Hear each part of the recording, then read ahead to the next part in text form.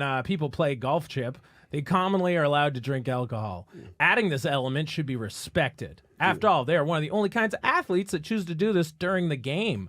Then they get into a golf cart and drive to the next hole. They are driving under the influence. Don't you think that these drunk old guys are actually the bad boys of sports? Okay, first of all, listen, they're barely drunk driving in a golf cart is like doing weed on a tricycle, okay? You can't do anything bad with it. The worst that happens is that the electricity, is that the battery, the battery runs out. That's the worst that happens. You could run for Prime Minister of all of Scotland with that speech, sir. This is what they need to do. If golf wants to be more exciting, put the holes 7 miles away from each other, make the golfers get drunk as hell, put them in a Kia Sorento and let them find their way and have to cross the Garden State Parkway at one point. It's terrifying, but I'd watch it. Yeah, I'd watch it a little bit. Okay. I've done it a little bit. How'd it go? I will say that the horsepower in the golf carts could definitely get amped up a notch. I would like to. I consider myself a skilled driver. We all drive luxury vehicles. There's no reason to not have a turbo in there. Yeah, like a Ferrari golf cart. Yeah,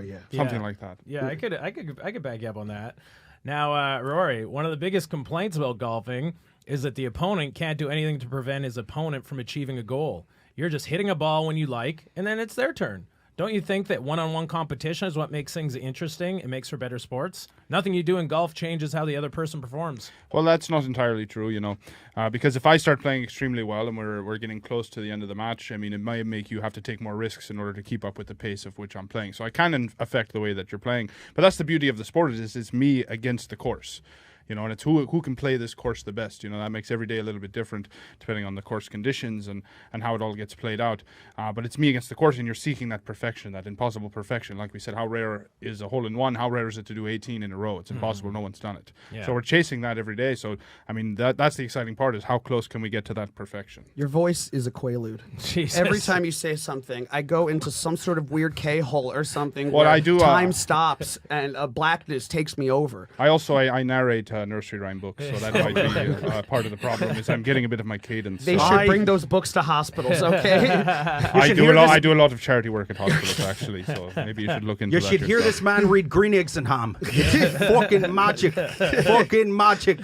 You do some ayahuasca, you listen to the audiobook of him doing it. That's a good night. It's not something I do for free anymore. Out of curiosity, Chip, what's your take on one-on-one competition? Do you think that he's right that playing against the elements in a golf course is more exciting than playing? Have you been to a golf course? Have any of you ever been to a golf course? They are in I've stunning. been to a few. You're in Tulum, okay?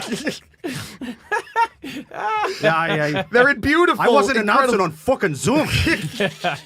I was fucking there. I don't care what anyone has to say about it. Even in COVID, even in fucking COVID times, I showed up. I put me wee kilt on and I fucking went on and braved it. Yeah, Chip, this is one of the most condescending things I've heard anyone accuse my guests of. It's just here's what I'll say. You're talking about inclement weather and we're talking about golf here. It just seemed like for a second that you guys have never been. Are you saying I'm the Milli Vanilli of golf announcers? Let me tell you something. I saw Sully Sullenberger land the thing live. Yeah. Okay? No, that was the most exciting. It was rainy that day. It was cold. It was December. And do golf on the Hudson in the middle of December. That's inclement weather, okay? That's what you should do. Do that and I'll watch it. That's exciting. Last time I tried, I was fucking arrested. Wow. Speaking of Sully Sullenberger, what was really impressive about him was that he had one chance to do it correctly. Yeah. And that's what's the beauty of golf is. Every time you step off, you have just one chance to do it right. It's not like baseball, we have 3 strikes and you're out, or 4 downs in football and 90 minutes in soccer and all that.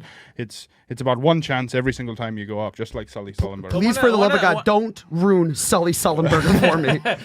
He's the golfer of pilots. Out of curiosity. Kind of is. He talks a lot like a golfer. To be honest. And he's old. He's really old. No, but out of curiosity. Mental state. He probably reminisces. Wait. I want to say something quickly because Chip made a great point, though. What about the weather then? And maybe the weather is just too placid and like normal and not really threatening enough or really part of the game as much. So are you a denier of global warming then? Yeah. So you're saying weather can be consistent. That's what you're saying. He's tired of Greta Thunberg's shite. Yeah, you're not really picking the windiest locations or the most like. Yeah, Pebble Beach, not a windy location at all. Well, it's like yeah. It's a beach. I mean, incredible. here's, The old I mean, people live there. If golf, if it's too easy, they add obstacles. They'll add bunkers, they'll add water features and things like that to make it specifically more difficult. Okay.